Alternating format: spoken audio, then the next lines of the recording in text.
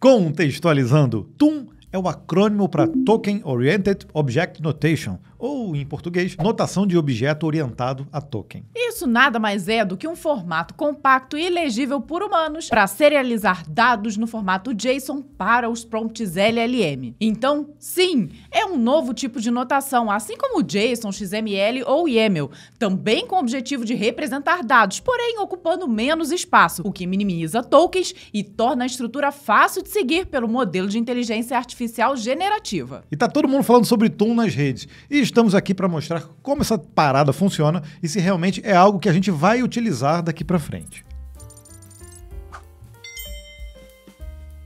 Nós somos Gabriel e Vanessa e esse aqui é o Dicionário do Programador. Nós estamos aqui para desvendar um termo, uma tecnologia ou mesmo uma simples palavrinha deste incrível mundo da programação. E o TOON foi criado por Johannes Koppelitz, um dev alemão, e teve o primeiro commit em 22 de outubro de 2025. Obviamente, a motivação veio da necessidade de representar dados, porém ocupando menos caracteres. Isso, no mundo dos prompts para LLM, é ouro, pois representa literalmente economia de dinheiro. Ele representa os mesmos objetos, matrizes e primitivas do JSON, mas com uma síntese que economiza tokens, torna-lhe a estrutura fácil de seguir pelos modelos e a leitura é relativamente fácil para nós humanos. Aliás, você lembra do surgimento do JSON e do YAML? Todos esses também vieram de necessidades específicas, muito por conta também da verbosidade do antigo XML. E com as IAs, era questão de tempo até surgir algo novo. Vamos então ver um exemplo basicão da TOON comparando com o JSON, para você notar a diferença. Olha só essa comparação com poucos dados. Aqui eu reuni algumas informações aqui do canal, como o usuário, número de inscritos, visualizações totais, número de vídeos e o nome desses dev hosts. Em cima está o formato JSON e embaixo já convertida em TOON. Veja que a chave principal channel já começa sem qualquer tipo de preparação em TOON e a subchave é identificada apenas com uma quebra de linha e espaço. Nesse sentido, elas parecem até mais com YAML. O que importa agora é justamente você perceber que ele tem menos caracteres. Então, no cálculo JSON formatado desse jeito, consumiria 69 tokens, enquanto o TOON apenas 50. Isso representa aí uma redução de 27,5%. E nós estamos aprendendo algo muito novo por aqui nesse vídeo, viu? E a área de tecnologia é cheia dessas novidades constantes. Se atualizar é sempre fundamental, e de preferência em um lugar que segue as tendências e anda sempre junto com o que o mercado está buscando dos profissionais. Por isso, nós temos muito orgulho de ter a FullCycle aqui como uma das parceiras do Código Fonte TV. E te indicamos fortemente para que você conheça as formações dela. Por exemplo, no MBA em Engenharia de Software com IA, você vai aprender a desenvolver software que interage com a IA diretamente nos seus fluxos. Vai aprender a criar e orquestrar agentes, arquitetura, LLMs, MCP, RAG,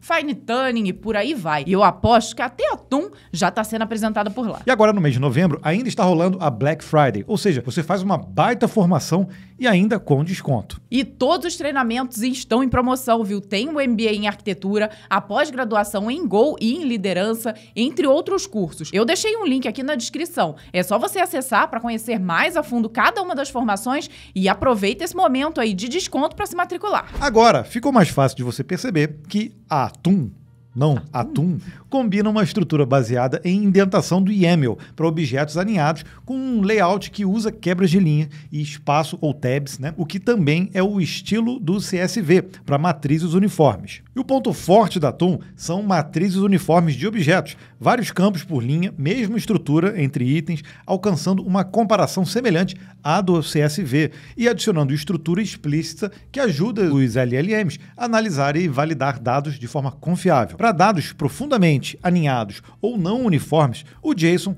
pode ser mais eficiente. A semelhança com o CSV é intencional. O CSV acaba sendo simples e onipresente, e a TOON visa manter essa familiaridade, permanecendo uma representação sem perdas e drop-in do JSON para grandes modelos de linguagem. Pensa nisso como uma camada de tradução. Use o JSON programaticamente e codifique-o como TOON para a entrada LLM. Ou seja, o JSON não vai morrer ou ser substituído de forma alguma pelo TOON, mesmo que os memes na internet digam o contrário. Vamos então entender melhor a estrutura da TOON e depois a gente faz mais comparações e mostra se ele realmente tem essa economia de tokens em relação aos outros formatos mais conhecidos. Observe esses exemplos. O conceito é bem fácil. A ideia é ter sempre uma chave e um valor separados por dois pontos. Uma vez que foi definido o valor, basta quebrar a linha. Então, no primeiro exemplo, criamos a chave ID, nome, e se já é quarentão, seguidos dos respectivos valores. Nesse caso, um número, uma string e um booleano. Quando for necessário criar uma hierarquia,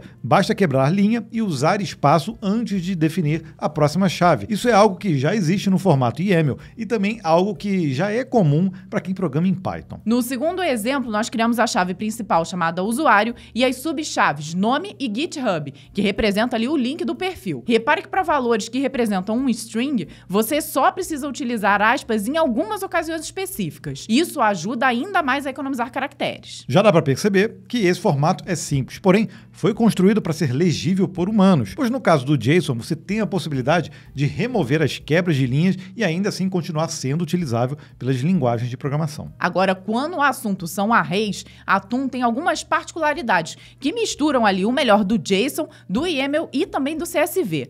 E o interessante é que a representação dos arrays podem ser feitas de várias formas. Separei aqui então 3 exemplos simples. O primeiro eu chamei de array primitivo e é uma mistura de CSV com JSON. Você define uma chave e com colchetes adiciona o total de elementos dentro do array. Depois dos 2 pontos, na parte do valor, basta ir adicionando os elementos do array. Nesse caso, são 5, separando eles por vírgula. No segundo exemplo, a coisa muda um pouco de figura, pois nós definimos um array chamado produtos com 2 elementos e entre chaves definimos os 4 campos, SKU, produto, quantidade e preço. Assim, nas próximas 2 linhas, definimos os valores dos campos também separados por vírgula. Isso parece bastante com o próprio CSV. Lembre-se que para definir uma hierarquia de elementos é preciso utilizar espaço ou tabulação. Agora, já no terceiro exemplo, a gente misturou 2 arrays. O primeiro que tem somente um elemento chamado itens. Nesse caso, delimitamos o primeiro elemento desse array com espaço e um traço, onde ele também é um array com 3 campos, ID, nome e idade. Eu adicionei lá a Vanessa e o Gabriel e nossa respectividade. Você pode até duvidar, mas ela tá certinha, tá? Dessa forma, quando chegar ao fim do array, ele passa a ser um subelemento da primeira chave. Nesse caso, foi a chave que eu chamei de situação. Como nós já informamos a quantidade de itens no primeiro array, então ao fim dos registros, o próximo elemento passa a ser uma nova chave e valor. Na documentação oficial, é possível entender outras formas de se criar essas estruturas de array e como fazer mesclagem de formatos. Esses que nós mostramos aqui foram só para ilustrar e ter uma noção. Ah, tá bom, eu sei, né? Tu tá querendo ver mais um exemplo? Então calma, a gente mostra mais um exemplo. Para criar arrays dentro de array, é necessário criar uma chave com o nome de array principal e a quantidade de elementos entre colchetes. Cada elemento desse array será definido pela quebra de linha, seguida de um espaço e um traço. Justamente, pois cada elemento será um novo array, iniciando com colchetes, com o número de elementos, 2 pontos, e a lista de elementos ali separados por vírgula. Deu para perceber que no quesito array existem algumas variações, mas o mais importante para se entender é que a Atum nem sempre é vantajosa de se utilizar. Se você for alimentar LLM com uma massa de dados grande, mas bem estruturada, o CSV ainda vai ser o rei, viu? Mas quando se trata ali do uso, por exemplo, de APIs que enviam dados programaticamente para as IAs via prompt, a necessidade de dimensionar os tokens se torna obrigatória. Então, usar o Atum passa a fazer mais sentido. Olha só então essa comparação que eu criei usando um JSON indentado com outros formatos. Se você for comparar com um JSON compactado, que não utiliza quebra de linhas, você vai ver que ele sai de 86 tokens para 58 tokens. Agora, comparado com o YAML, cai para 66 tokens e fica exatamente com a mesma quantidade de tokens do que tem o Atum. Ou seja, economizou, mas o JSON compactado ainda ganha nesse cenário. Então é preciso sempre analisar qual terá o melhor custo-benefício. Estamos falando aqui de economizar dinheiro. Se você está implementando alguma solução com IA generativa, esse tipo de avaliação não tem jeito, é obrigatório. Já existe suporte ao formato Atum para várias linguagens desenvolvidas pela própria comunidade, como TypeScript, Java, PHP, Go, e no momento da gravação já está ali no forno Python, C# e Rust, entre outras linguagens. Também existe suporte via CLI usando o NPX. E como é uma anotação de objetos, é possível converter entre formatos e utilizar como um objeto nativo da linguagem que você escolheu usar. De qualquer forma, Atum não é a única iniciativa para a economia de tokens. Também está ganhando popularidade o TONL, ou o Token Optimized Notation Language. Ele promete ser até mais completo e econômico, mas ainda temos que testar por aqui. Então a Atum veio para matar o JSON? Definitivamente não, viu? Mas nós podemos dizer que em alguns casos deixar o JSON de lado pode pode ser vantajoso. Aliás, o próprio autor da TUM deixa bem claro os pontos fortes e os fracos de quando ele nem deve ser utilizado. Então bora começar com os bons. Eficiência em tokens. De forma geral, o TUM pode utilizar de 30% a 60% menos tokens em grandes arrays uniformes em comparação com o JSON formatado. Proteção compatível com o LLM. Os comprimentos e campos explícitos permitem a validação. Sintaxe minimalista. TUM remove ali pontuações redundantes, como chaves, colchetes e a maioria das aspas. Ele também tem estrutura baseada em indentação, como o YAML, que usa espaços em branco ao invés de chaves. Arrays tabulares. A declaração das chaves é feita apenas uma única vez e depois você pode transmitir os dados como linhas. Ocultação opcional de chaves. TUM condensa cadeias de wrappers de chave única em caminhos pontilhados. Por exemplo, data.metadata.items, para reduzir a indentação e os tokens. Isso é uma especificação já nova, na versão 1.5.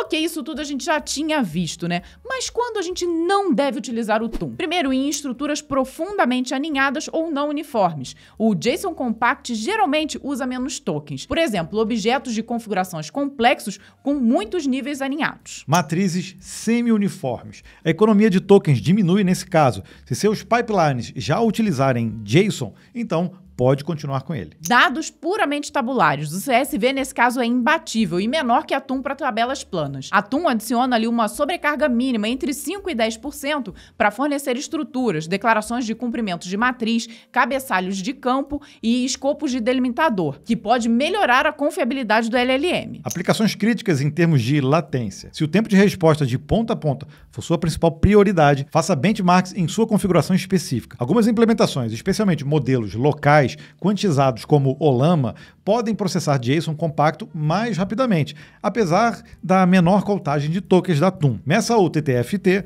tokens por segundo, e o tempo total para ambos os formatos e use o que for mais rápido. Nós estamos de olho aqui também no TONL e em breve nós teremos mais conteúdo sobre esse tema aqui no Código Fonte TV. Se você já testou algum deles, chegou a hora de você compartilhar o que você achou e quais foram os seus resultados aqui no comentário. Nós ficamos por aqui, então se você curtiu, deixa aquele joinha e a gente se vê no próximo vídeo. Tchau, tchau. Tchau. Agora que você já conhece o TUM, o Atum, chegou a hora de você se aprofundar em outros temas relacionados. Aqui na playlist do Dicionário do Programador, temos temas como RAG, MCP, agentes de IA e inteligência artificial. E são mais de 200 vídeos sobre temas específicos para você aprender o significado de cada uma dessas tecnologias. Depois é só correr aqui no link da Full Cycle para você aprender profundamente e aplicar no mercado de trabalho.